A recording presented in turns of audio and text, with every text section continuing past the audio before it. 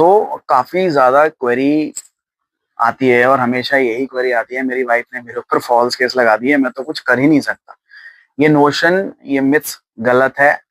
Court में चीजें बहुत ही अलग तरीके से होती हैं। जब तक कोर्ट में मैटर नहीं गया हुआ है तब तक आपको थोड़ी परेशानी होगी।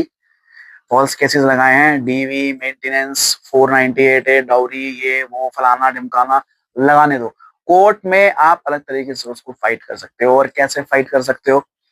सारे के सारे एविडेंसेस अपने पास संभाल के रखो। क्या लड़ाई झगड़ा चल रहा है, मैं तो कुछ बोला ही नहीं है, मैं तो कुछ बोलता ही नहीं हूँ।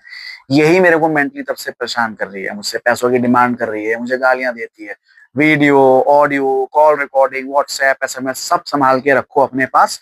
आपको कोर्ट में कोई दिक्कत नहीं आने वाली। और जब भी फॉल्स केसेस फाइल किए जाते हैं उसमें बहुत सारे झूठ बोले जाते हैं, 100-150 पन्नों में झूठ बोले जाते हैं, अलग अलग तरीकों से झूठ बोले जाते हैं। और इन द एंड आपकी वाइफ ही फंसेगी। अब वो आपको चूज करना है कि आप केसेस लगने से पहले सेटलमेंट करना चाहते हो तो कर लो, आपकी मर्जी है, आपको कोई रोक नहीं रहा।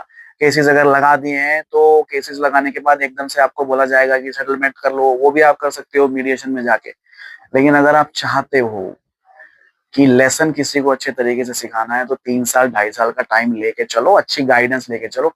कोई भी आपको हाथ नहीं लगा सकता, ये मैं आपको गारंटी दे रहा हूँ। और जब आपने कुछ गलत नहीं किया ना तो आपको डरने की जरूरत नहीं है। और भाई बैठा है यहाँ पे पूरे इंडिया के भाइयों के लिए, बहनों के लिए भी जो नंदों पे केस लगते हैं, और मदर्स के लिए भी जो मदर इन लॉस पे केस लगते हैं, और अंकल्स के लिए भी अगर आपकी बहू ने आपके ऊपर फॉल्स केस लगाया। ये मेरा पर्सनल मैटर है।